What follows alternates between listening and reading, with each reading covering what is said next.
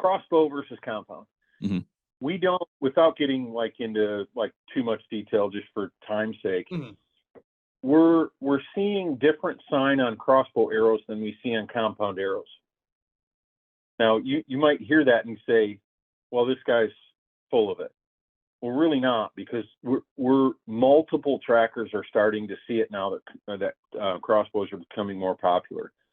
I've had several crossbow arrows this year that, like, the deer ended up being liver shot, gut shot, whatever it is.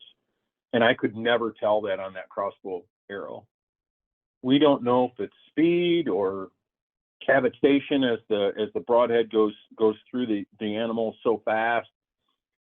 We don't know, but most of us will say that we think there's a difference between the sign left on crossbow arrows versus compound arrows. That's number one. Number two, with crossbows, most of the time people are using scopes, and the crossbows are so fast that people aren't seeing the hit through the crossbow scope using a crossbow. I would bet you 90% of the crossbow hunters that I talk with have no idea where they hit the deer. Interesting. Compared to compound, they're like, yeah, I think I hit him here, or I'm pretty sure I hit him here. Just because of the open sights versus the scope. Sure. And then just real quick, I just want to verify. I've been seeing the same things with my crossbows that I've been hunting with. I hunted with one that was maybe 15 years old, shot maybe 200, 250 feet per second. And then I moved up to these 350, 400 feet per second bows. And the sign on the arrow is completely different than what I remember seeing with my old bow too. And the blood on it almost looks smeared and dried right after the shot. I mean, there's barely anything on it. It almost looks dirty in a way, but there's barely anything on the arrow. And then also shooting fast, you can't see where you're hitting them at. I agree. I usually shoot and I look at the deer body and see if I see where the entry wound's at, and more than I can see where my bolt's going. And then shooting on the ground, I had two mentees miss bucks this past weekend, 2 weekends ago now, but they both shot and we couldn't find their bolts because either they sail over a ridge or go somewhere else, because we're hunting on the ground and kind of shooting level with the deer. And yeah, it's definitely something that we need to get used to reading. Now we have to get used to reading our arrows that might not have a lot of sign on them with these crossbows. My wife, 2 weeks ago, Friday, double long deer with a crossbow. And she described she didn't see the shot. Shot was very close. She didn't see the shot.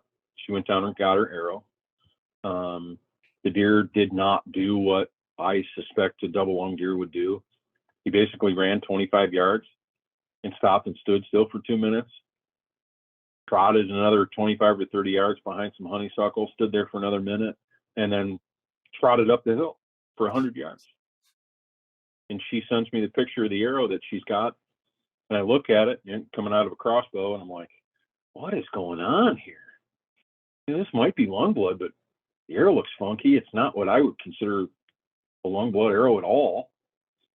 So she gets back to the house, and I'm picking hairs off the shaft of the arrow, trying to look at them under a magnifying glass, going, is this body hair? Is it brisket hair? What is this?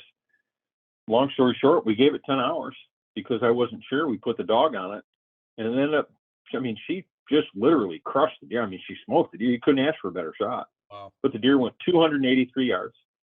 The arrow showed minimal sign of lung blood on it. And hardly any blood from the hit site to the deer. Thankfully, we had the dog, but it's a head scratcher in terms of, the sign we're seeing in bolts. It's weird. I wish we had an explanation of why, but the only difference is it's got to be the speed. The speed. Gotta be. That's what I saw. I used to get blood on my arrows and be able to find them after they went through a deer and everything else that was the same as just using a compound. But these new bows are shooting over 300 feet per second, I think, are just going way too fast for these animals to get any sign on them. It's crazy. It's even more important for a crossbow hunter to recognize the sign that actually is on the arrow, that is on the ground. How does that relate to the body behavior, the post-shot behavior of the deer? Does that all match up? And really, should I track this deer after 2 hours, or should I give them 8 or 12, or should I just wait till the morning? It becomes critical to use those puzzle pieces that you have, because just because you have a bloody arrow doesn't mean you just start tracking your deer.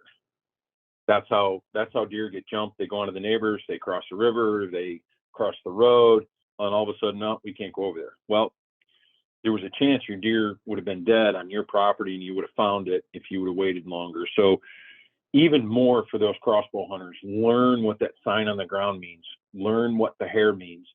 If you've got gray hair with black tips on it, where does it come from on a deer?